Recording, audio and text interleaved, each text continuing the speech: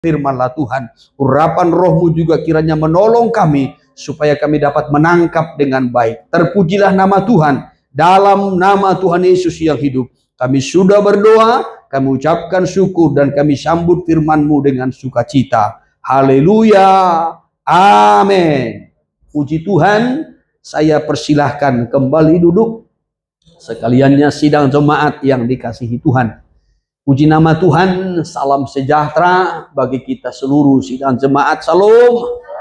Lebih sukacita lagi, salam.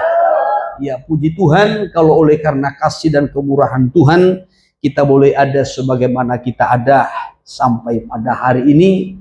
Tuhan yang tetap setia membela, memelihara kita, melindungi kita, bahkan menolong di dalam segala perkara. Selayaknya lah kita persembahkan segala pujian, hormat, syukur, dan kemuliaan bagi Tuhan, yang oleh karena kasih dan rahmat-Nya kita masih tetap dipelihara di dalam kasih-Nya. Saudara yang terkasih, pada hari ini kita memasuki minggu yang pertama pada bulan Februari di tahun 2025 ini.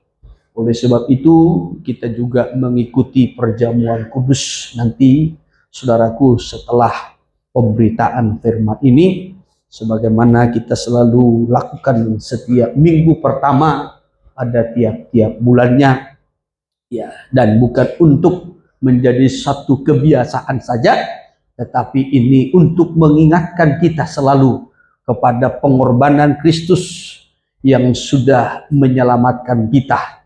Darahnya yang sudah tercurah demi untuk mengampuni kita manusia yang berdosa, supaya kita beroleh bagian dalam keselamatan yang Tuhan sudah anugerahkan. Kita diampuni, kita dibasuh dengan darahnya, supaya kita layak berjalan bersama dengan Tuhan. Tema berjalan bersama dengan Tuhan sudah kita ikuti dalam 2 minggu terakhir, saudaraku. Ya, dan kita juga masih lanjutkan dari nats yang sama, yaitu dari kitab Yesaya pasal yang ke-40, dari ayat 9 sampai kepada ayat 11.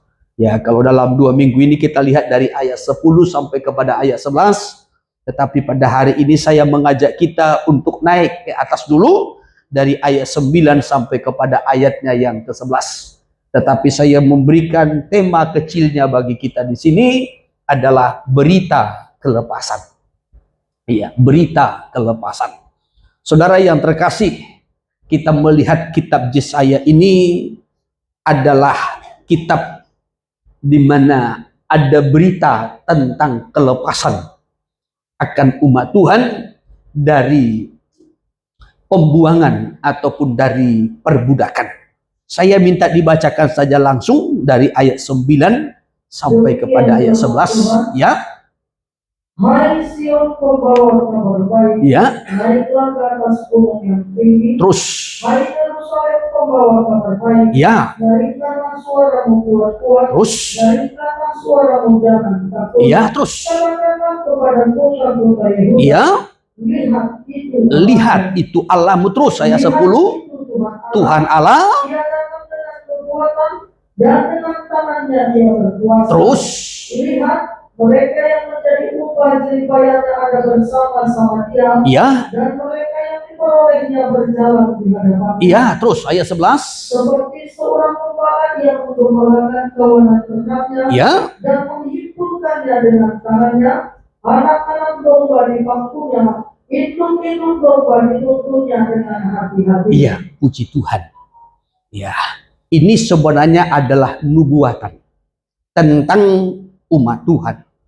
Tetapi sebelum lebih jauh kita memperhatikan bagaimana berita kelepasan ini disampaikan, diserukan ataupun dikabarkan, saya ajak kita untuk memperhatikan sedikit tentang sejarah ya kitab Yesaya ini. Kitab Yesaya ini terbagi dalam 2 bagian besar. Sekali lagi, kitab Yesaya ini terbagi dalam 2 bagian besar. Bagian pertama itu pasal 1 sampai kepada pasal 39. Itu tentang penghukuman Allah, baik kepada Yehuda ataupun Yerusalem yang menjadi umatnya, dan juga penghukuman terhadap bangsa-bangsa. Ya, itu saudara boleh lihat dalam kitab Yesaya pasal 1. Ya, atau boleh dilihat sebentar. Saudara yang bawa Alkitab, saudara akan menemukan di situ ya bagian pertama. Ya, coba sebentar kita lihat dulu Yesaya, kitab Yesaya pasal 1 sampai 39. ya, bagian pertama. Ya, jadi kitab Yesaya ini dibagi dalam dua bagian besar. Ya, yaitu pasal 1 sampai pasal 39. Itu bagian pertama. Bagian pertama ini berbicara ataupun saudaraku ya menyatakan tentang penghukuman Allah. Tentu karena dosa, karena pelanggaran-pelanggaran. Lalu pada pasal 40 tadi, pasal 40 sampai ke pasal 66 itu bagian kedua. Ya, kembali kepada pasal 40. Pasal 40 sampai 66. Ya, Bagian kedua. itu bagian kedua. Bagian kedua ini adalah, saudaraku, berbicara ataupun menyatakan tentang kelepasan. Ya, tentang kelepasan ataupun tentang pemulihan. Di mana umat Tuhan itu dibawa pulang dari pembuangan ke Babel, dibawa kembali ke Yerusalem ataupun ke Sion. Ya, nah kembali saudaraku. Jadi bagian pertama adalah berbicara mengenai hukuman-hukuman, sedangkan bagian kedua adalah rencana pemulihan ataupun kelepasan terhadap umat Tuhan. Nabi Yesaya itu hidup pada zaman Raja Hizkia. Sekali lagi, Nabi Yesaya itu hidup pada zaman Raja Hizkia. Jauh sebelum bangsa Israel dibuang ke Babel, jauh sebelum bangsa Israel dibawa kembali pulang ke Yerusalem ataupun dipulihkan, dilepaskan. Jauh sebelumnya. Karena setelah zaman Raja Hizkia, kerajaan itu dilanjutkan oleh anaknya Manase, setelah itu dilanjutkan oleh Yosia, bahkan dilanjutkan oleh raja-raja yang lain berikutnya. Sampai kepada pembuangan. Iya. Tetapi pada zaman Raja Hizkia, Nabi Yesaya sudah bernubuat bahwasanya Yehuda, Israel ataupun umat Tuhan itu suatu waktu akan dibuang ke Babel, dan mereka di sana akan menderita 70 tahun lamanya. Namun setelah genap 70 tahun sesuai dengan waktu yang Tuhan tentukan sebagai hukuman bagi mereka, maka Tuhan membawa mereka kembali ke Yerusalem ataupun ke Sion, ke tanah milik pusaka mereka. Iya. Maka tadi dibagi dalam dua bagian, Yesaya. Ya. Bagian pertama pasal 1 sampai pasal 39 tentang penghukuman. Pasal 40 sampai pasal 66 tentang pelepasan ataupun pemulihan. Tetapi jauh sebelum ini terjadi, Nabi Yesaya sudah menubuatkan. Ya. Dan apa yang dinubuatkan oleh Nabi Yesaya, apa yang dinubuatkan oleh firman Tuhan, semua itu tergenapi. Amin. Amin. Semua tergenapi. Maka apa yang difirmankan oleh Allah, apa yang dijanjikan oleh Allah, semua itu akan digenapi. Ya. Nah, kembali kita perhatikan. Dalam kitab Yesaya pasal yang ke-40 tadi, ayatnya yang ke-9. Ayat 9. Saya minta dibacakan sekali lagi. Iya. Hai Sion, pembawa kabar baik. Ya. Naiklah ke atas gunung yang tinggi. Ya, terus. Hai Yerusalem, pembawa kabar baik. Nyaringkanlah suaramu kuat-kuat. Iya. Nyaringkanlah suaramu, jangan takut. Iya, nyaringkan suaramu, jangan takut. Ini siapa? Perhatikan saudaraku. Ketika bangsa Israel ada dalam pembuangan di Babel, maka kerajaan Babel berganti. Dari kerajaan Babel menjadi kerajaan Media Persia. Ya, Media Persia. Raja Persia adalah Raja Kores. Sedangkan Media adalah Darius. Maka Raja Kores memerintahkan supaya bangsa Israel yang dulunya dibuang ke Babel, ya, dibawa pulang kembali ke Yerusalem. Karena Tuhan yang menggerakkan hati Raja Kores. Maka Raja Kores memerintahkan, hai umat Tuhan yang ada di Babel, pulanglah dan bangunlah bait suci, bangunlah Yerusalem kembali. Ini saya sudah sampaikan sebenarnya pada tahun yang lalu. Baik dari kitab Esra, Nehemia juga. Ya, bagaimana setiap umat Tuhan ya hendaklah pulang ke Yerusalem untuk kembali membangun bait suci yang sudah hancur. Saudara yang terkasih, maka Raja Kores menyuruh utusan. Ya, Raja Kores menyuruh utusan untuk menyampaikan kepada Sion, kepada orang-orang di Yerusalem yang masih tertinggal, yang tidak ikut diangkut, yang tidak ikut dibuang. Karena tidak semua diangkut. Ya. Jadi ketika Israel itu dibuang ke Babel, itu tidak semua dibuang, tidak semua diangkut, tidak. Ya, itu kebanyakan yang berpotensi. Ya, apalagi anak-anak bangsawan seperti Daniel, Sadra, Mesa, dan Abednego, orang-orang pintar, anak-anak bangsawan, keturunan bangsawan, itu diangkut.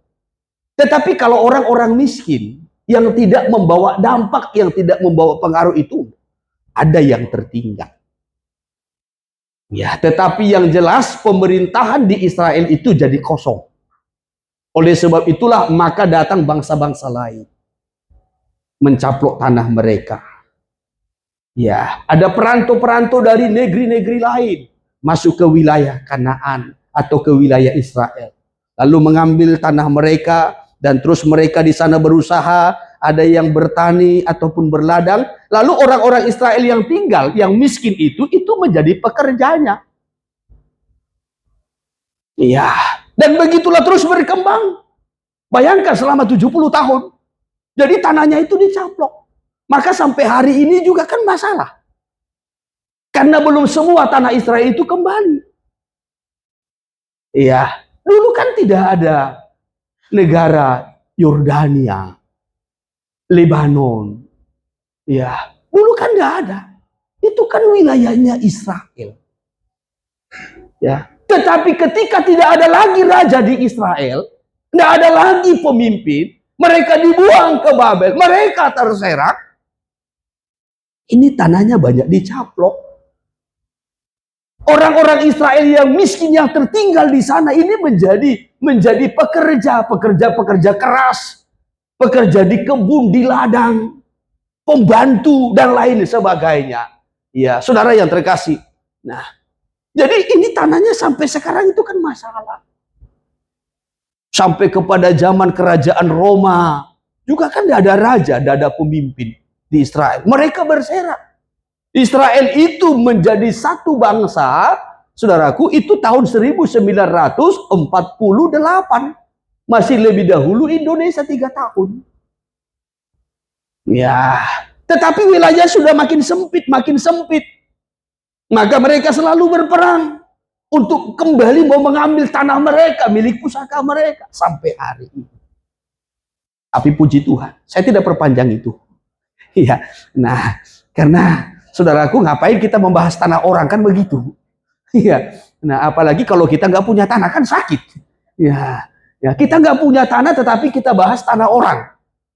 Ya, kepo banget.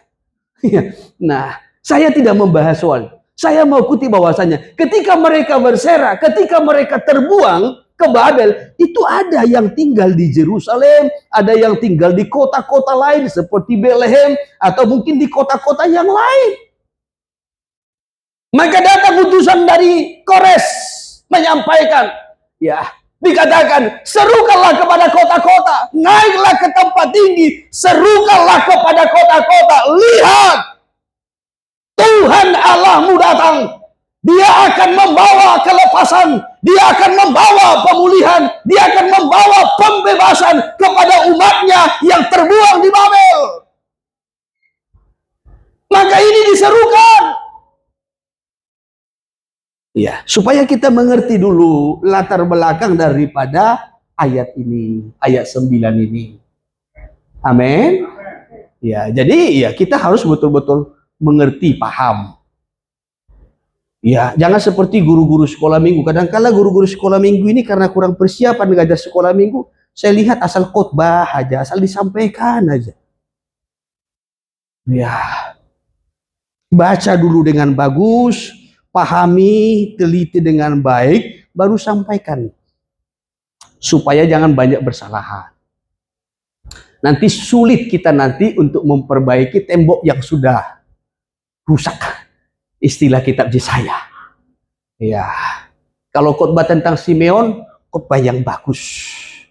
Jangan khotbah tentang Simeon. Simeon itu imam. Gak ada ayat yang mencatat Simeon itu imam. Saudara boleh lihat itu kitab Lukas pasal yang kedua itu. Ya, Simeon tidak imam. Tetapi di situ dicatat Simeon orang yang benar dan saleh. Tinggal di Yerusalem, bukan tinggal di Bait Suci. Ya. Jadi jangan samakan Simeon itu dengan pendeta yang full timer, yang tinggal di pastori, jangan. Iya, Simeon itu tidak tinggal di Bait Suci, tidak. Iya, tetapi oleh Roh Kudus, kan begitu kan? Saya khotbahkan itu kalau tidak salah tahun lalu itu di Natal. Iya, oleh Roh Kudus, Simeon itu datang ke Bait Suci, lalu bertemu dengan ibu dan ayah Yesus secara jasmani, Yusuf dan Maria, yang membawa bayi Yesus itu ke Bait Suci untuk melakukan tradisi hukum Taurat. Kan begitu? Kan bingung guru sekolah minggu. Haleluya. Nanti saudara baca itu Lukas pasal 2 ayat 25, 26, 27. Ya. Maka kalau khotbah tentang Simeon atau khotbah tentang si Sakeus, ya, khotbah tentang Junus, khotbah tentang apapun itu, baca dulu dengan bagus, teliti, pahami. Ya, kalau saudara kurang mengerti, silahkan tanya. Ya, Pak Gembala siap menjawab pertanyaannya 24 jam setiap hari.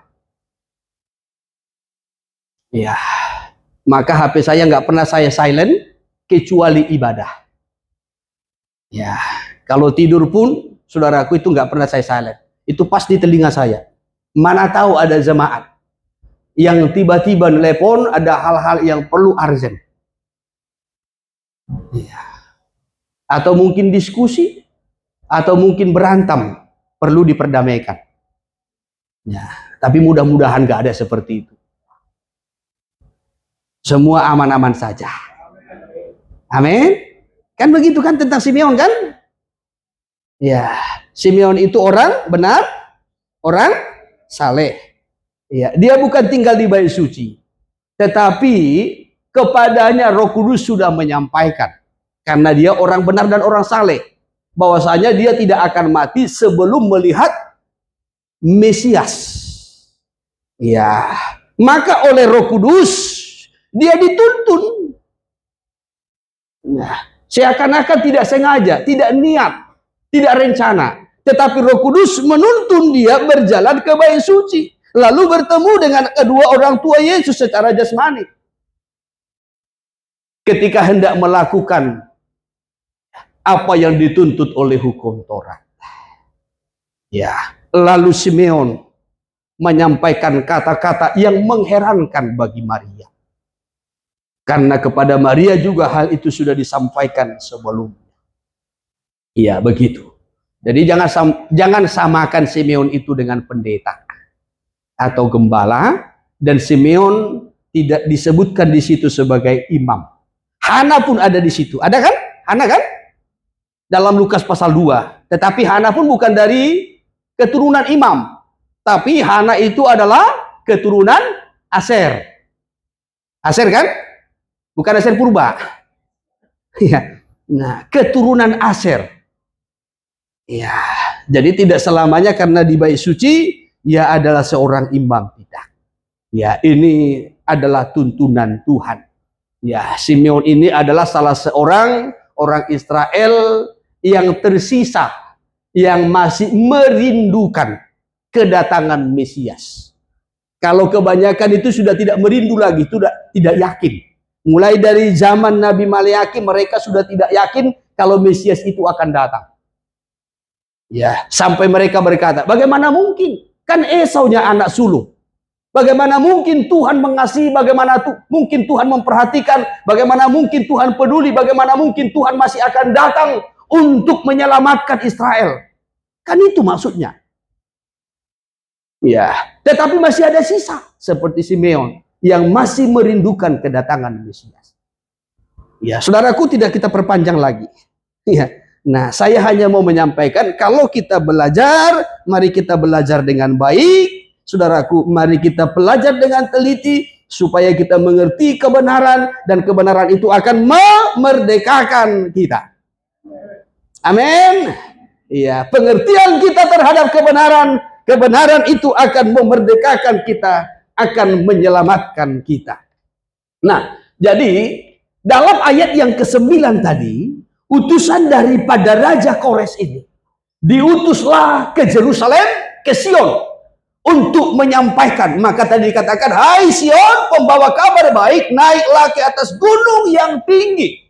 Ya, hai Yerusalem, pembawa kabar baik, nyaringkanlah suaramu kuat-kuat, nyaringkanlah suaramu, jangan takut. Lalu dilanjutkan, katakanlah kepada kota-kota yang ada di Yehuda.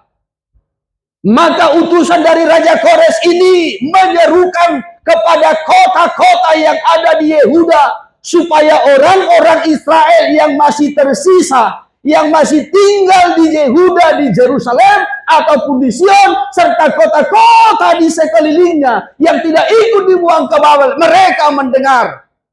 Apa yang mereka harus dengar? Lihat, itu Tuhan Allahmu.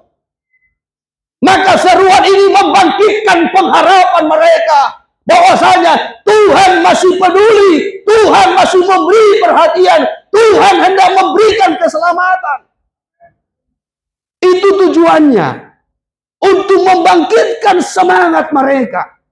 Mereka yang sudah tertawan, mereka ada yang terbuang, mereka yang tetap miskin karena diperbudak, diperhamba.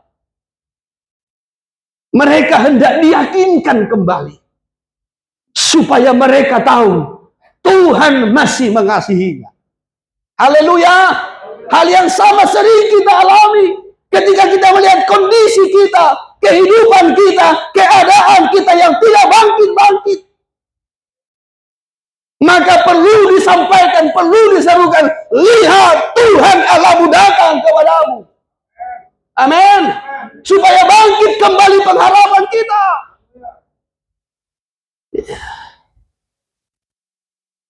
Saudara yang terkasih, dikatakan dari ayat 9 sampai kepada ayat 11. Tuhan datang katanya. Dilanjutkan ayat 10. Dalam ayat 10, lihat itu Tuhan Allah. Ia datang dengan kekuatan dan dengan tangannya yang berkuasa. Jadi ayat 10 ini menyatakan tentang kuasa Tuhan. Kekuatan Tuhan. Kuasa dan kekuatannya untuk apa? Untuk menyelamatkan, melepaskan, memulihkan.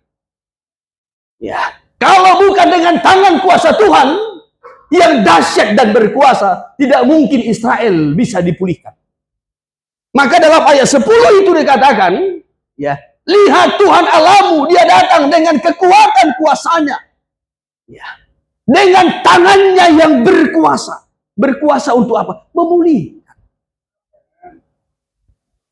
Lalu dilanjutkan ayat 11.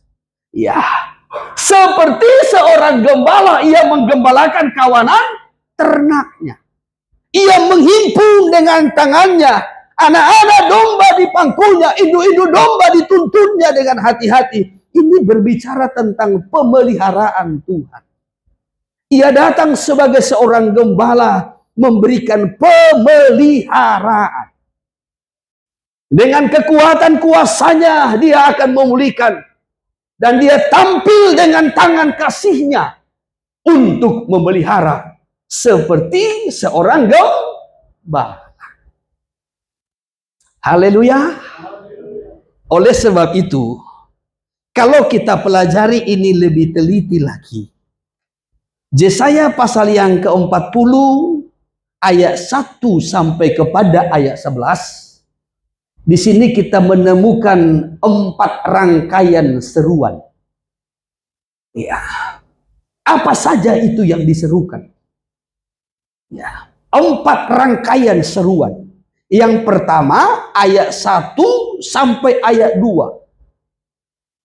Seruan di sini adalah seruan penghiburan. Bahwa penghukumannya sudah berakhir. Sudah selesai. Ya. Kalau hukuman sudah berakhir, sudah selesai, wah ini kan penghiburan.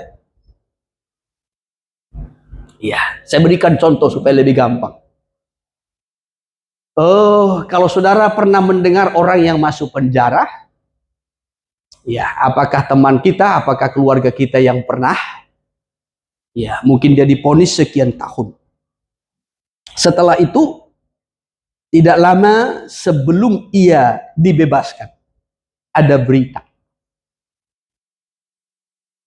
Ya, bulan depan, tanggal sekian, engkau akan bebas. Ya, ini kan membangkitkan satu sukacita, pengharapan, ya, gairah. Oh ya, ternyata aku tidak lama lagi bebas. Aku merdeka. Ya.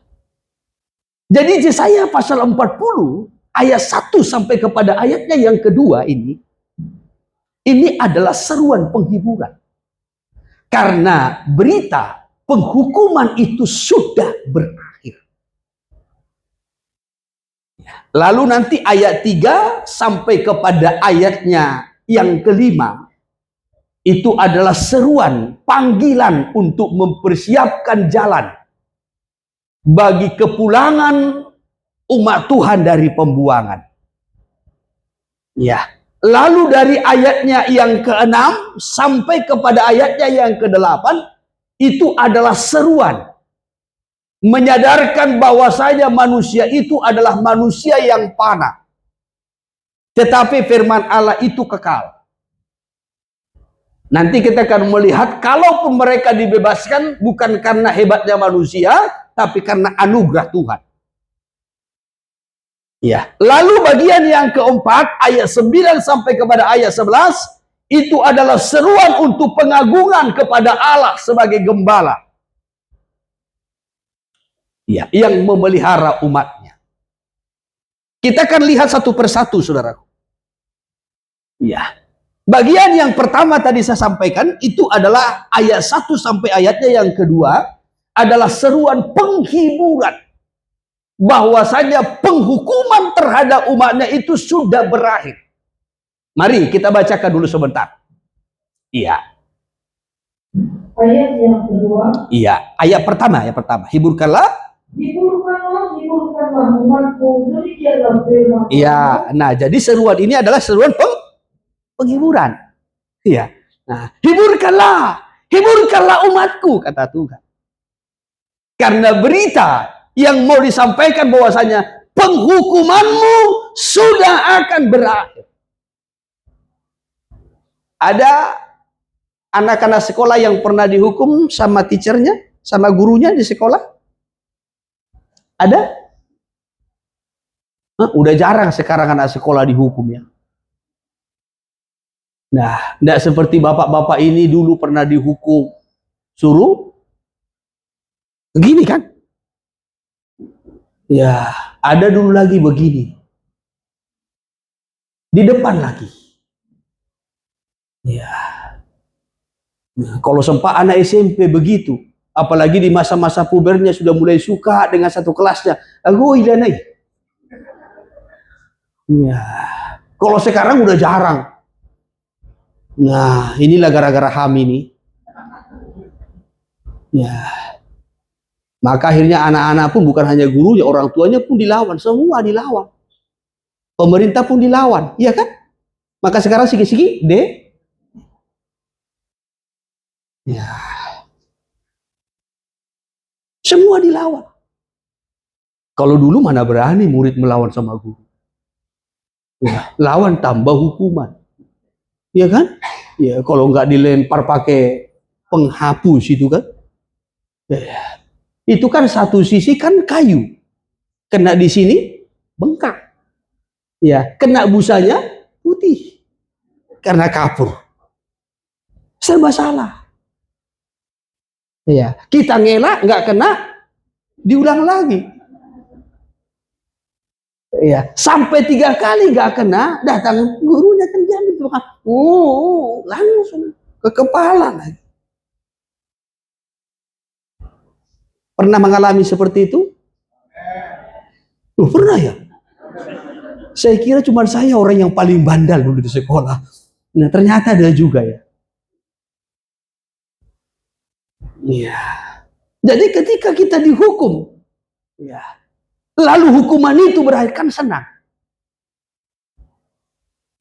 Senang toh? Iya, senang. Karena berakhirnya penghukuman. Israel itu dibuang ke Babel, itu sebagai bentuk hukuman. Tetapi ketika diserukan, hiburkanlah umatku, bahwasanya penghukumannya sudah berakhir, sudah selesai. Ini berita penghiburan. Ya. Seruan yang memberikan harapan kepada umat Tuhan, supaya umat Tuhan terhibur, dikuatkan kembali, dibangkitkan kembali gairah semangat. Ayatnya yang kedua, kita lanjutkan. Tenangkanlah hati Yerusalem dan serukanlah kepadanya, Ya, bahwa perhambaannya sudah berakhir, kesalahannya sudah diampuni terus. Sebab ia telah menerima hukuman dari tangan Tuhan. Iya. 2 kali lipat karena segala dosa. Dia sudah dihukum 2 kali lipat. Ya, oleh karena segala dosanya. Ya. Jadi ini satu berita, seruan penghiburan. Itu yang pertama, serukanlah supaya umatku terhibur, bahwasanya penghukumannya sudah berakhir, sudah selesai. Dia sudah dihukum 2 kali lipat karena segala dosa dan pelanggaran. Saudara yang terkasih, ini bukan hanya kepada orang Israel yang dulu dalam pembuangan. Ini hal yang sama dengan kita. Kita juga sudah mengalami banyak hukuman-hukuman karena dosa dan pelanggaran kita. Ya toh? Ya. Dosa dan pelanggaran kita. Sehingga kita menderita. Manusia itu menderita karena dosa pelanggaran. Karena kesalahannya sendiri. Sepanjang hidup kita, sepanjang umur kita, mungkin kita mengalami banyak penderitaan. Banyak kesusahan. Hidup kita bagaikan terbuang. Kita diperbudak, diperhamba oleh dosa. Roh kita tidak bebas, roh kita tidak merdeka. Kita tidak punya kemampuan untuk menghampiri Tuhan, untuk menyembah Tuhan, untuk melekat kepada Tuhan. Karena dosa sudah membatasi. Iya. Tetapi penghukuman itu akan berakhir. Pada waktu kapan? Saudaraku, ya, kalau kepada Israel ini dikatakan tadi penghukumannya sudah berakhir, dia sudah dihukum 2 kali lipat. Lalu penghukuman bagi kita kapan berakhirnya? Ketika Tuhan menyelesaikan dosa pelanggaran kita. Kapan itu diselesaikan? 1 Yohanes 1 ayatnya yang ke-9 mencatat, ketika kita mengaku dosa kita dengan jujur, maka Tuhan setia dan adil untuk mengampuninya. Haleluya. Ya. jujur. Ya, mengaku dosa itu dengan jujur. Baru Tuhan ampuni. Coba ayat 9 Jika saja. kita mengaku dosa kita, Iya, terus. maka Dia adalah setia dan adil, Iya. sehingga Dia akan mengampuni segala dosa kita dan menyucikan kita dari segala kejahatan. Nah, kan dosa dan kejahatan ini yang membuat kita menderita. Sama seperti Israel. Ya. Tetapi bagaimana penyelesaiannya? Dikatakan di sini di atas tadi, jika kita mengaku dosa kita, maka mengaku itu dengan jujur. Supaya Tuhan yang setia dan adil itu akan mengampuni segala dosa dan pelanggaran kita. Haleluya. Mau diselesaikan dosanya? Mengaku dengan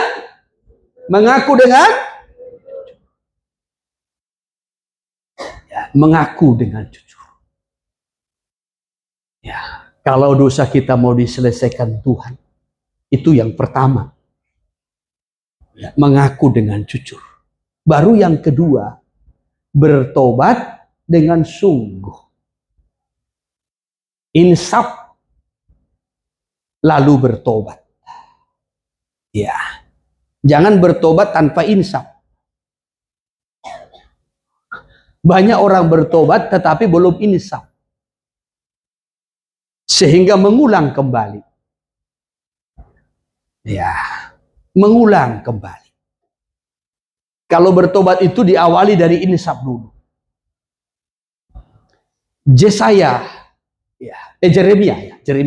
Jeremia 31 ayat 18 sampai kepada ayat 19. Firman Tuhan berkata begini, telah aku dengar Efraim menangis, merapat. Ampunilah segala kesalahannya Tuhan. Ya. Ini keinsafan. Lalu berbalik. Ya, maka Tuhan memberikan pengampunan. Coba ayat 18. Telah aku dengar suku-suku Efraim merapat, engkau telah menghajar aku dan aku telah menerima hajaran. Ya. Seperti anak lembu yang tidak berlaku. Terus. Bawalah aku kembali supaya aku berbalik. Terus. Sebab engkaulah Tuhan. Ya. Nah, dia sudah meratap, mengakui dosanya, menyadari kesalahannya. Ya, saudaraku, lalu berbalik, bawalah aku kembali katanya. Terus ayat 19. Sesudah aku berbalik, aku menyesal. Dan sesudah aku tahu akan diriku, iya, aku menepuk pinggang sebagai tanda bersalah, berkabung terus. Aku merasa malu dan bernoda, iya, sebab aku menanggung aib masa lalu. Ya. Jadi di sini kalau kita melihat dari ayat 18 sampai kepada ayat 19 ini kesadaran, keinsafan, lalu bertobat, berbalik. Ya. Jadi bukan hanya bertobat saja tanpa insaf.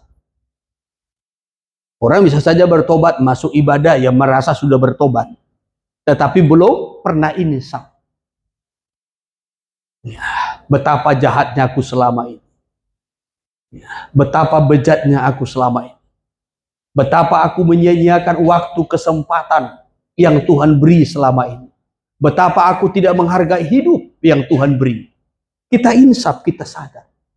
Sekarang aku bertobat, sekarang aku berbalik. Aku kembali kepada Tuhan. Aku belajar menghargai waktu-waktu yang Tuhan beri. Hidup yang Tuhan beri. Kesempatan yang Tuhan beri. Kesehatan yang Tuhan beri. Insaf. Lalu berbalik, bertobat. Jadi ada pengakuan, ada keinsafan, lalu kita bertobat. Sehingga Tuhan berkata begini, ya, hai engkau yang letih lesu dan berbeban berat, datanglah kepadaku. Maka aku akan memberikan kelegaan kepadamu. Yang walaupun kadangkala ayat ini, saudaraku, hanya dikutip untuk memberikan penghiburan kepada orang yang susah. Ya, kadangkala saya tidak setuju ayat ini hanya dikutip, diberikan kepada orang-orang yang susah, orang-orang miskin. Ya, tetapi tidak diawali dengan pengakuan yang jujur, keinsafan dan pertobatan. Ya, mungkin saudara juga sering begitu ya. Kalau melayani orang-orang yang miskin, yang kurang atau yang susah. Oh, firman Tuhan berkata, nah, marilah datanglah kepadaku. Engkau yang letih, lesu, dan berbeban berat. Aku akan memberikan kelegaan kepadamu. Ya. Maka datanglah ibadah, semua pasti akan lega. Kalau tidak bertobat, tidak akan ada kelegaan.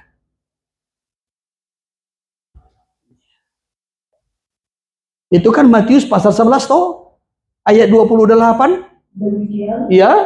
marilah kepadaku semua yang letih lesu dan berbeban berat. Terus, Aku akan memberi kelegaan kepadamu. aku memberi kelegaan kepadamu. Jangan kutip hanya ayat 28 saja, ada kelanjutannya. Pikulah kuk yang kupasang Ah, dan belajarlah padaku. iya, Karena aku lemah lembut dan rendah hati. iya. Dan jiwamu akan mendapat ketenangan. Nah, ini yang berat. Pikul. Ya, jadi ada yang harus kita pikul. Ada beban. Nah, jadi jangan hanya kutip ayat 28 saja. Engkau yang letih lesu berbeban berat, datanglah kepada Yesus. Semua beban beratmu akan diangkat. Ada ketentuannya. Lanjutkan ke ayat 29 ini. Pikulah kuk yang kupasang dan belajarlah kepadaku. Ini kan dua. Ya. Pikulah kuk yang kupasang, baru yang kedua belajar. Maka datanglah belajar. Bertekunlah dalam ibadah. PA. Loh. Ini serius loh. Belajar. Ya. Kita mau beban, kita mau lega, kita mau ditolong Tuhan, tapi nggak mau belajar. Nggak mau pikul kuk. Kuk itu kan di sini. Tuhan taruh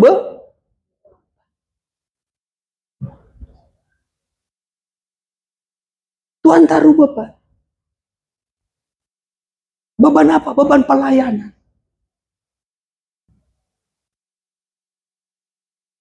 Ya. Kuk itu kan menarik. Ya. Kalau dulu ya, zaman dulu sebelum zaman sekarang ini, zaman mesin, ya, saudaraku, itu kan kalau mau membajak itu biasanya lembu ditaruh kuk. Bajak. Bekerja. Mengolah. Supaya bisa menghasilkan dari ladang. Pikul kuk yang kupasang, kata Tuhan. Belajar kepada aku terus. Karena aku lemah lembut dan rendah hati. Dan jiwamu akan mendapat ketenangan. Terus 30. Sebab kuk yang kupasang itu enak. Dan bebanku ya, melayani itu. Melayani itu.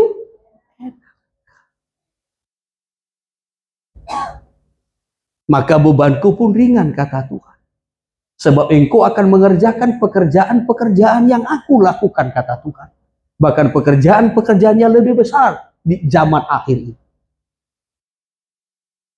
Karena ia akan segera datang. Untuk menjemput gerejanya, umatnya yang sudah siap. Ya. Jadi Yesus menyerukan ini. Hai engkau yang letih lesu berbeban berat, datanglah kepada aku. Kepada siapa? Yang mengaku dosa pelanggarannya dengan jujur. Yang insaf, sadar. Bahkan yang berbalik. Sama seperti Israel. Israel itu dibuang ke Babel, mereka menderita, mereka diperbudak, diperhamba. Ya, karena dosa pelanggarannya. Tetapi setelah berakhir, setelah sampai kepada waktu yang sudah Tuhan tetapkan bagi mereka sebagai penghukuman, sebagai disiplin, maka di sana kan mereka belajar, menyadari, ya, bahwasanya mereka hidup menikmati segala berkat pertolongan karena Tuhan.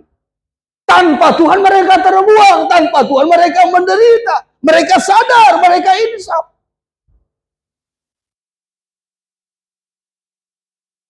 Itu yang pertama diserukan. Ya. Nah, kembali kepada kitab Yesaya. Seruan yang pertama tadi itu adalah seruan penghiburan. Menghiburkan umat Tuhan. Menyatakan kepada umat Tuhan bahwasanya penghukumannya sudah berakhir. Ya. Sama halnya dengan kita. Ya. Dosa telah membuat kita bagaikan dihukum. Dosa telah membuat kita mengalami banyak penderitaan. Ya. Sebab upah dosa ialah maut, kematian, penderitaan. Kita mengalami banyak pergumulan, kita menderita, kita susahkan karena dosa.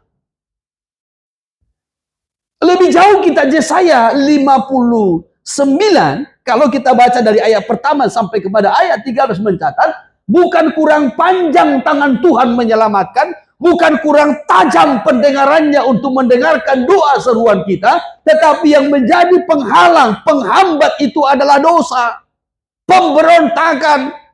Ya, dosa pelanggaran kita lah yang bersaksi tentang kita, bahwasanya kita tidak layak untuk diberkati, kita tidak layak untuk menerima kebahagiaan, kita tidak layak menerima sukacita.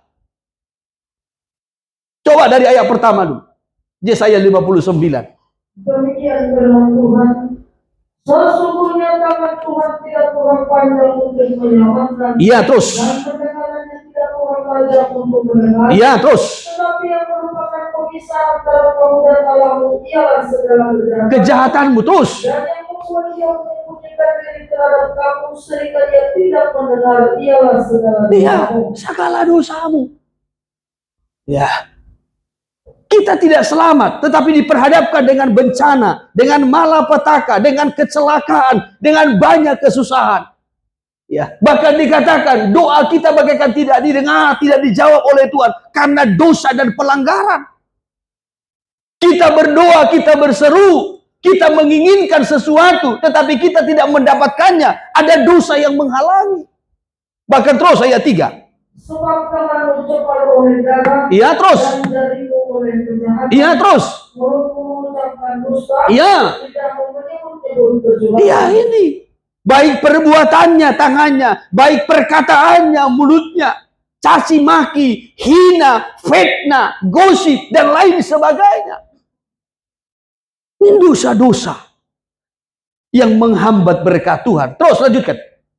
Tidak ada yang mengajukan pengaduan dengan alasan benar. Iya, terus. Dan tidak ada yang menghakimi dengan alasan teguh. Iya. Orang mengandalkan kesia-siaan dan mengucapkan dusta. Terus. Orang mengandung bencana dan melahirkan kemarahan. Ya, artinya saudaraku, kadangkala kita ini sudah hidup dalam kesalahan pun, tetapi tidak ada orang yang berani menegur kita, menyatakan kesalahan kita.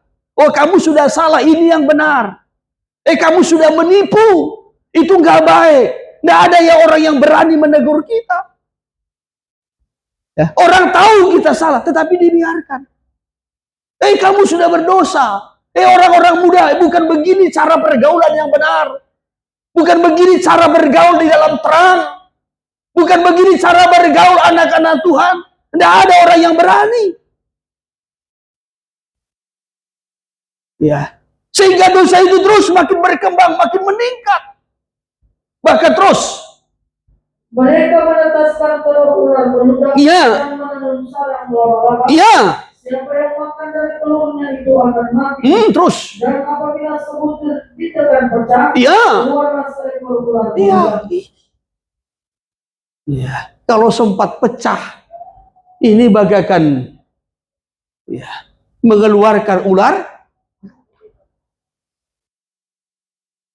Maka kadangkala takut orang menegur, takut orang mengingatkan, takut orang menyampaikan kesalahannya. Karena kalau disampaikan, ini akan pecah. Yang muncul ular beludak. Pernah mengalami seperti itu?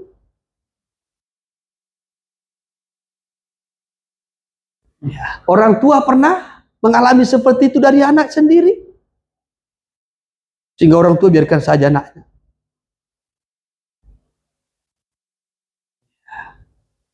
Hai anak-anak, jangan jadi ular beludak. Amin. Tuh kan? Kan? Hai anak-anak, jadilah ular beludak. Jangan jadi ular beludak. Amin. Ya.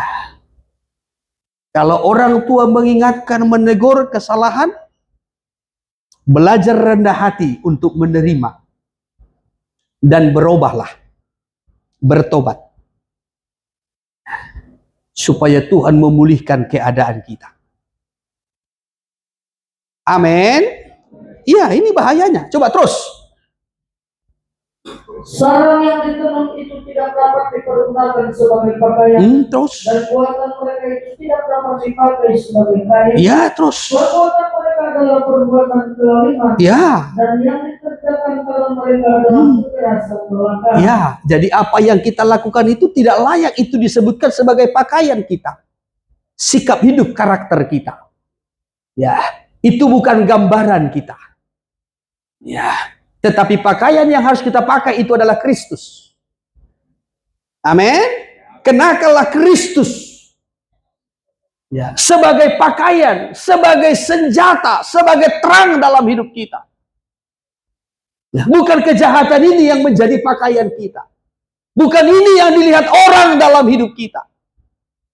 Tapi Kristus yang harus dilihat orang dalam hidup kita. Coba terus. Mereka segera melakukan kejahatan. Iya, terus. Dan bersegera hendak melupakan darah orang yang tidak bersalah. Iya, terus. Rancangan mereka adalah rancangan kelak. Iya, lanjutkan. Dan kemana saja mereka pergi, mereka meninggalkan kebinasaan. Terus. Tuhan. Iya. Mereka tidak mengenal jalan damai. Dan dalam jejak mereka tidak ada keadilan. Terus. Mereka mengambil jalan-jalan yang bengkok. Iya. Dan setiap orang yang berjalan di situ tidaklah mengenal damai. Tidak ada damai. Tidak pernah membawa damai. Walaupun namanya si damai. Kemana dia pergi, selalu meninggalkan jejak celak. Ya. Bukan sesuatu pujian.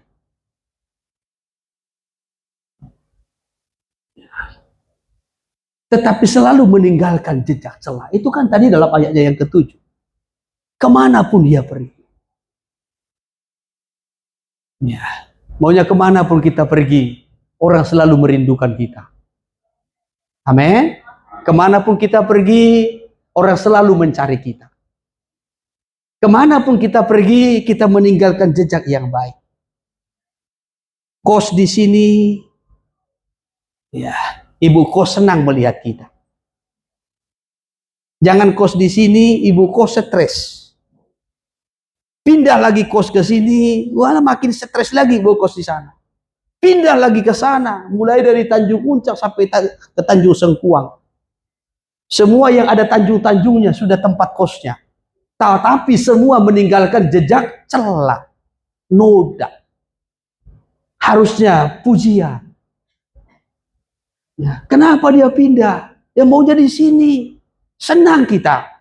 Ya, kalau dia ada di sini, oh ini yang meninggalkan jejak yang baik. Bisa dipahami toh? Ya. Tapi kalau hidupnya penuhi dengan segala dosa, kejahatan, ini meninggalkan celah. Bahkan terus. Sebab itu keadilan tetap jauh daripada kami. Terus. Dan kebenaran tidak sampai kepada kami. Ya sampai terus. Kami menanti-nantikan terang, ya. Tapi hanya di gelappan belaka. Terus. Menanti-nantikan cahaya, tetapi kami berjalan dalam kegelapan. Ya ini, kami menantikan terang. Terang itu bicara tentang harapan. Kalau dalam kitab Pengkhotbah, ya, kami mengharapkan sesuatu yang baik, mengharapkan terang, pemulihan yang baik, masa depan. Tetapi justru yang ada kegelapan. Ya. Ini yang ada. Terus. Kami meraba-raba dinding seperti orang buta. Terus. Dan meraba-raba seolah tidak punya mata. Ya, berjalan tanpa harapan ini. Terus. Kami tersandung di waktu tengah hari seperti di waktu senja. Ya. Duduk di tempat gelap seperti orang. Nah ini terus lanjutkan. Kami sekalian meraung seperti beruang. Ya. Suara kami redup seperti suara burung berpagi. Terus. Kami menanti-nantikan keadilan tetapi Tidak ada terus. menanti-nantikan keselamatan tetapi tetap jauh dari kami. Ini sakitnya. Akibat dosa. Kami sekalian meraung seperti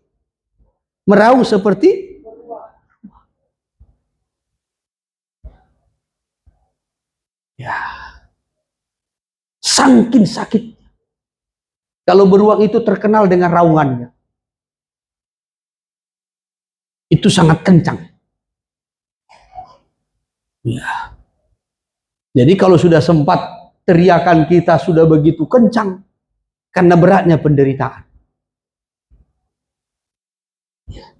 Bahkan dikatakan kami redup seperti suara burung merpati. Sudah redup.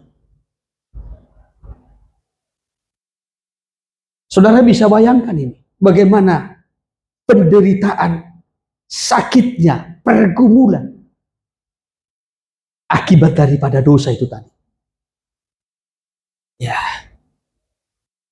Kadang menangis tetapi tidak ada jalan keluar. Ya, kami menanti-nantikan keadilan tetapi tidak ada, menanti-nantikan keselamatan tetapi tetap jauh dari kami. Ayat 12. Sungguh dosa pemberontakan kami banyak di hadapan-Mu, Ya, terus. dan dosa kami bersaksi melawan kami. Ya, terus. Sungguh kami menyadari pemberontakan kami, Ya. dan kami mengenal kejahatan kami. Ya, ini semua karena dosa. Ya, kami sadar semua ini karena dosa kami, pelanggaran kami. Terus 13. Kami telah memberontak dan mungkir terhadap Tuhan, Ya, terus. dan berbalik dari mengikuti alam kami. Ya. Kami merancangkan pemerasan dan penyelewengan, Ya. mengandung dusta dalam hati dan melahirkannya dalam kata-kata. Ya, mengandung dusta dalam hati lalu keluar dalam kata-kata. Ya, dosa-dosa inilah yang mengakibatkan mereka harus terbuang, tersingkir. Dosa-dosa inilah yang mengakibatkan mereka runtuh sampai kerajaan Israel itu pun runtuh. Ya, mereka harus menjadi budak. Ya, untuk melanjutkan hidupnya, mereka harus menderita, menghambakan diri, hidup tanpa kepastian. Ya, kami berjalan bagaikan meraba-raba ini, hidup tanpa kepastian. Tidak ada tujuan yang jelas, tidak ada visi, tidak lagi memiliki mimpi yang harus dicapai. Akibat daripada segala dosa-dosa dan pelanggarannya. Hal yang sama dialami oleh manusia pada zaman akhir ini. Hal yang sama mungkin pernah kita alami bersama. Seperti yang dialami oleh umat Tuhan pada zaman ini. Dosa mereka lah yang membuat mereka harus tersingkir jauh dari Tuhan, jauh dari hal yang baik, jauh dari kesenangan. Mungkin timbul pertanyaan, ya, dosa apa rupanya yang mereka lakukan? Ya. Yesaya pasal 1.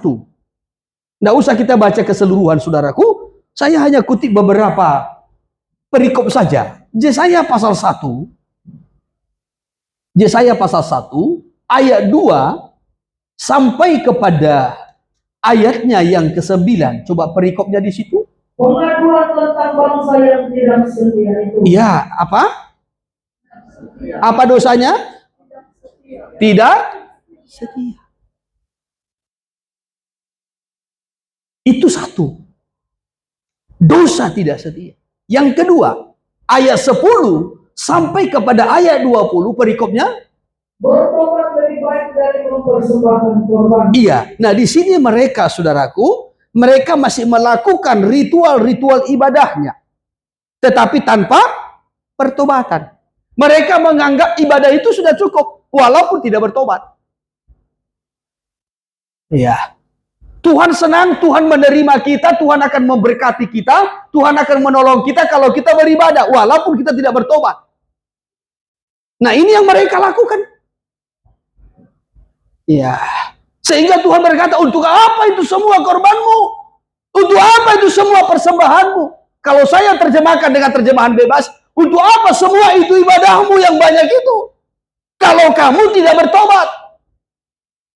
Ya, kamu tekun dalam ibadah, kamu setia dalam ibadah, semua ibadah kamu ikuti, tetapi kamu tidak bertobat.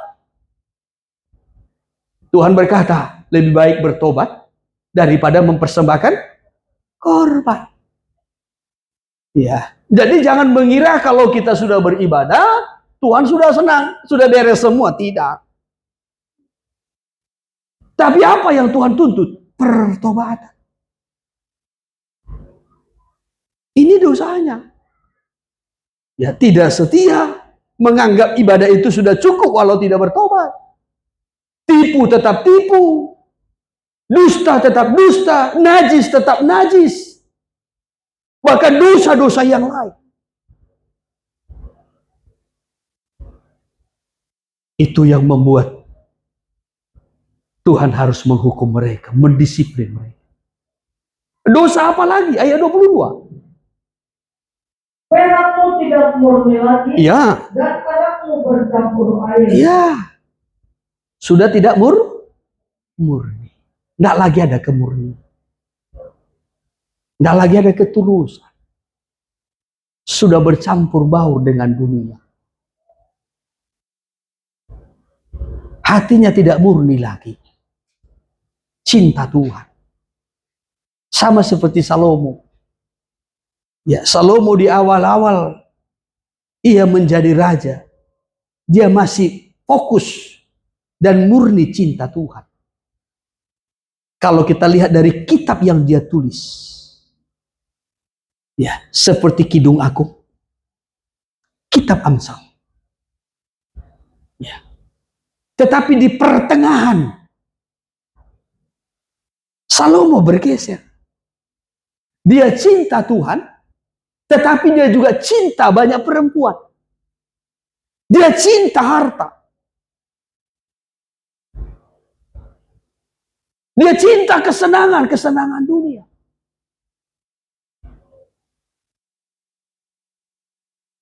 Dia cinta Tuhan, tapi juga cinta dengan yang lain. Sehingga tidak murni. Apakah kita juga demikian? Kita cinta Tuhan, tapi juga cinta dunia. Kita cinta kebenaran, tapi juga cinta dosa. Itu namanya tidak murni. Walaupun namanya murni.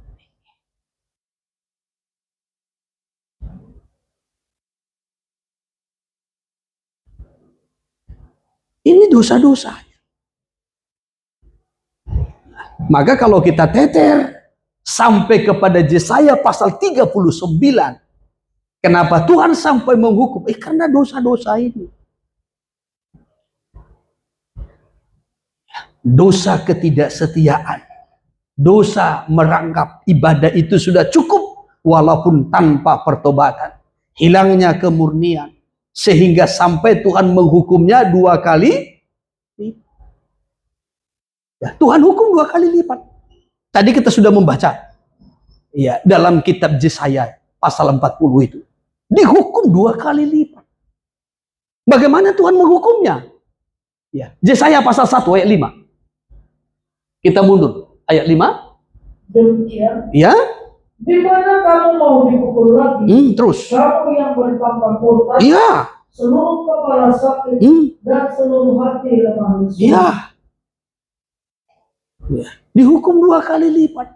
Sampai Tuhan berkata, di mana lagi kau mau kupukul? Seluruh kepala sakit. Nah, sudah mulai sakit kepala? Ya. Di mana lagi kamu mau kupukul, kata Tuhan. Kepala sudah kupukul. Ya, bahkan justru kamu bertambah murtad. Seluruh kepala sakit, seluruh hati lemah. Hati pun sudah lemah. Masih semangat hatinya? Masih semangat? Haleluya. Jangan cuma nyanyi. Mari tetap semangat. Ya, benar enggak semangat hati? Atau sudah mulai malas? Nang nato hobi na melayani. Ya, nang nato hobi na martuhat-Tuhan. Masih yakin dalam Tuhan? Bukan hanya hati dan kepala, terus. Dari telapak kaki sampai kepala tidak ada yang sehat. Bengkak dan pilu dan luka baru. Ya. Tidak dipijit dan tidak dibalut dan tidak ditaruh minyak. Bayangkan, mulai dari telapak kaki sampai ke kepala. Nggak tahu lagi lah itu. Ya. Semua sudah kupukul, kata Tuhan. Nggak ada lagi. Kesehatan sudah kupukul. Ekonomi sudah kupukul. Ya. Bahkan keluarga, nikah, rumah tangga sudah kupukul. Sehingga dalam nikah rumah tangga itu nggak ada sukacita, nggak ada kebahagiaan. Suami istri nggak bisa ketemu, orang tua dengan anak juga nggak bisa jumpa. Ya. Orang tua, suami istri masih bisa ketemu? Masih ada senyum? Masih ada? Masih bisa senyum kepada pasangannya? Amin. Masih bisa senyum kepada pasangannya?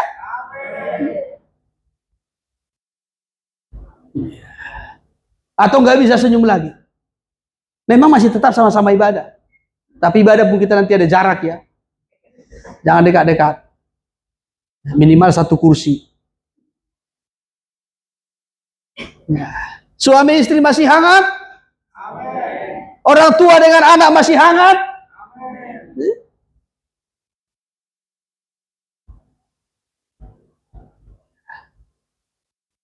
Kalau sempat dipukul nikah kita, keluarga kita, ini kacau. Dalam nikah pun gak ada sukacita lagi, gak ada kebahagiaan. Suami sibuk dengan aktivitasnya, istri sibuk dengan aktivitasnya, anak pun sibuk dengan aktivitasnya. Tidak pernah menikmati hubungan kasih dalam nikah. Ya. Maka keluarga-keluarga jemaat Tuhan secara GBUCM pelihara kehangatan kasih dalam nikah saudara. Haleluya. Ya, nggak bisa sekali seminggu, minimal sekali sebulan. Ya, bawa istri, anak-anak kita bila perlu makan bakso, ya ayam penyet, ayam bakar, ya miso, kolak dingin, ya apalagi sampai bulan Desember.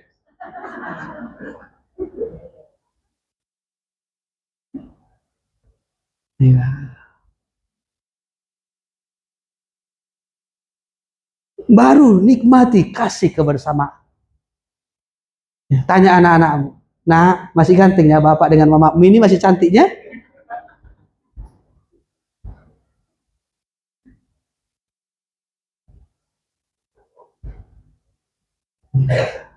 Kalau anakmu berkata, bapak masih ganteng, mama masih cantik. Kalau saya orang, nah, itu hubungannya udah rusak itu. Nggak percaya praktekkan nanti. Tapi kalau anakmu berkata, bapakku paling ganteng. Ya, walaupun dia tahu sebenarnya Pak Gembala ganteng, tetapi dia akan berkata, bapakku paling ganteng. Ya, mama aku paling cantik. Kalau hubungannya mantap, dia akan berkata orang tuanya paling baik.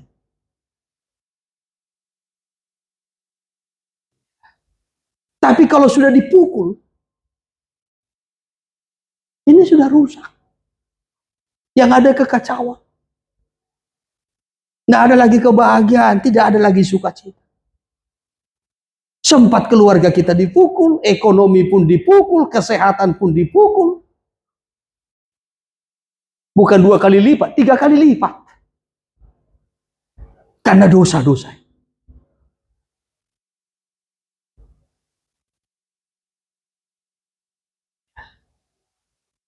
Maka tadi dikatakan dari Yesaya 1 ayat 5 sampai kepada ayatnya yang ke-6. Di mana lagi kamu mau kupukul? Semua, mulai dari telapak kaki sampai ke kepala, sudah kupukul, firman Tuhan. Tetapi setelah mereka mengakui, sadar dan insaf, mereka berbalik kepada Tuhan, maka diserukanlah, sampaikanlah kepada umatku, hiburkanlah, bahwasanya penghukumannya sudah berakhir. Dia sudah menjalani hukuman 2 kali lipat, dan Tuhan hendak membawanya kembali. Ya, ini memberikan harapan, memberikan semangat, gairah. Ya, maka dilanjutkan lagi Yesaya 40 tadi. Yesaya 40 dari ayatnya yang ketiga sampai kepada ayatnya yang kelima. Ya, ada seruan yang kedua. Ya, coba apa yang diserukan di situ? Ada suara yang berseru-seru. Ada suara yang berseru-seru. Ya. Luruskanlah kepada jalan raya bagi Allah kita. Ya. Setiap lembah harus ditutup. Terus. Dan setiap gunung dan bukit diratakan. Ya. Tanah yang berbukit-bukit harus menjadi tanah yang rata. Iya, maka. Dan tanah yang berlekuk-lekuk menjadi dataran. Maka terus. Maka kemuliaan Tuhan akan dinyatakan. Iya. Dan seluruh umat manusia akan melihatnya bersama-sama. Terus. Sungguh Tuhan sendiri telah melakukannya. Nah, lalu dari ayat 3 sampai kepada ayatnya yang kelima, serukanlah. Ya, katakanlah ada suara yang berseru-seru, persiapkanlah jalan bagi Tuhan di padang gurun. Ya, supaya umatnya kembali dari Babel ke Sion, ke Yerusalem, maka jalan harus dipersiapkan. Setiap jalan, bukit itu akan diratakan, lembah itu akan ditimbun, supaya jalan untuk Tuhan, untuk umat Tuhan itu dapat dilalui dengan baik. Ini digambarkan dengan pelayanan Yohanes Pembaptis dalam Matius pasalnya yang ketiga. Iya, ada suara yang berseru-seru di padang gurun, persiapkanlah jalan bagi Tuhan. Ya, tetapi kalau kita melihat dalam Matius pasalnya yang ketiga itu, ayat sebelumnya, Yohanes Pembaptis menyampaikan berita ataupun seruan, bertobatlah sebab kerajaan Allah sudah. Jadi jalan yang harus dipersiapkan itu adalah jalan pertobatan. Ya, kalau dikatakan persiapkanlah jalan, Tuhan akan berjalan melaluinya. Ini suatu sukacita, ya, suatu kemenangan. Ada sorak-sorai. Dulu saudaraku, kalau ada pejabat atau presiden ke daerah, ya, apakah ke Batam, apakah contohnya ke Medan, kalau sekarang ini sudah agak kurang ya. Itu biasanya jalan raya itu dipersiapkan. Ya, jadi angkutan-angkutan itu biasanya itu dialihkan. Lalu polisi itu berjaga supaya jalan itu betul-betul mulus dan tidak ada hambatan, tidak ada macet. Ya, jalan dipersiapkan karena akan lewat pimpinan negara. Ya, jangankan pimpinan negara, ya sudah, gubernur saja biasanya pun begitu, ada pengawalnya. Ya, ini raja di atas segala raja. Bersama dengan upah jerih payahnya, ada bersama-sama dengan dia. Ya, orang Israel yang dia bawa pulang dari Babel bersama-sama dengan dia. Maka dikatakan persiapkanlah supaya tidak terhalang. Tetapi di situ ada sukacita, ada sorak-sorai, ada kemenangan. Ya, maka jalan yang harus dipersiapkan itu adalah jalan pertobatan. Sebab di jalan pertobatanlah ada sukacita. Amin. Di jalan pertobatanlah ada sukacita. Ya, Lukas pasal yang ke-15 mencatat. Lukas 15. Karena satu orang yang bertobat, maka sorga pun bersukacita. Ayat yang ke-7. Iya. Aku berkata kepadamu, Iya. demikian juga akan ada sukacita di sorga, Iya. karena satu orang berdosa yang bertobat, Iya. lebih daripada sukacita karena 99 orang benar yang tidak memerlukan pertobatan. Iya. Jadi di jalan pertobatan itu selalu ada suka. Amin. Amin.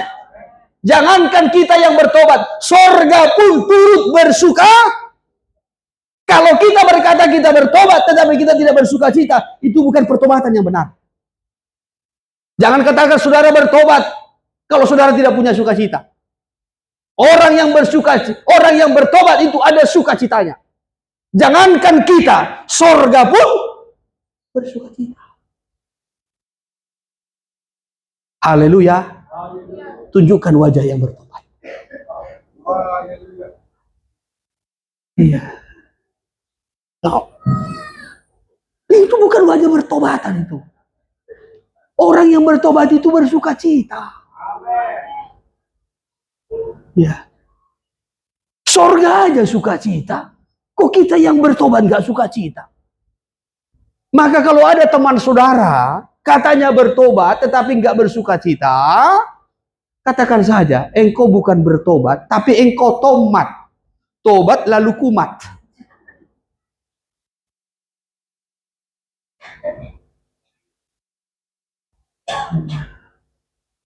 Surga aja sukacita.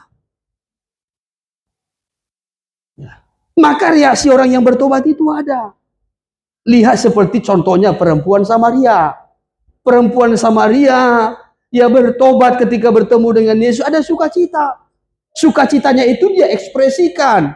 Dia beritakan kepada seluruh kota Samaria. Oh, lihat di sana.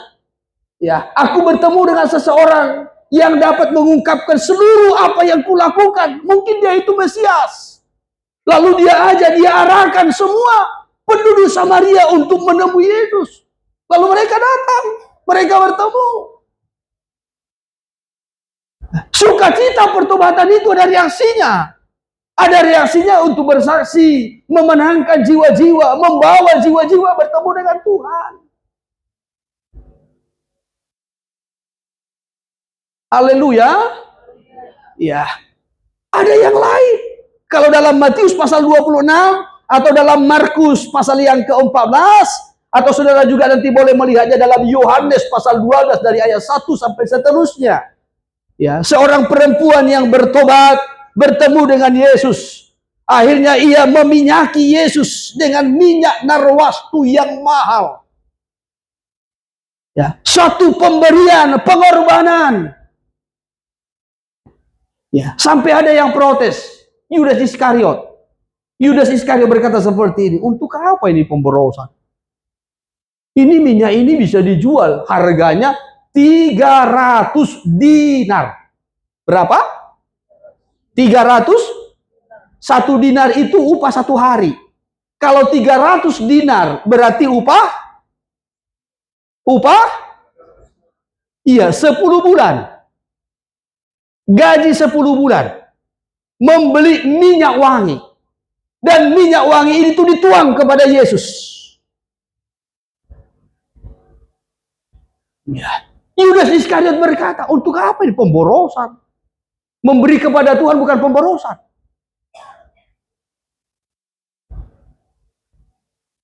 Kan gak ada yang amin. Memberi kepada Tuhan tidak ada pemborosan. Kecuali Judas. Ya, kecuali Judas. Iya. Tetapi itu adalah ekspresi dari orang yang bertobat sebagai bentuk sukacitanya.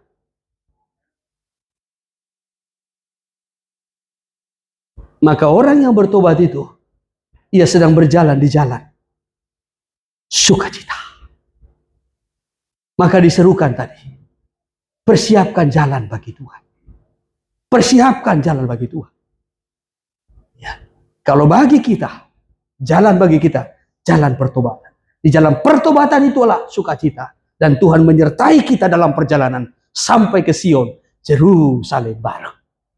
Haleluya. waktu kita terbatas, saudaraku. Kita masih mengikuti perjamuan kudus. Ada 2 poin seruan yang kita dengarkan pada ibadah pertama ini. Kiranya Tuhan tolong kita, nanti kita lanjutkan dalam ibadah yang kedua. Ya, silakan saudara datang atau saudara ikuti melalui channel kita. Tuhan memberkati.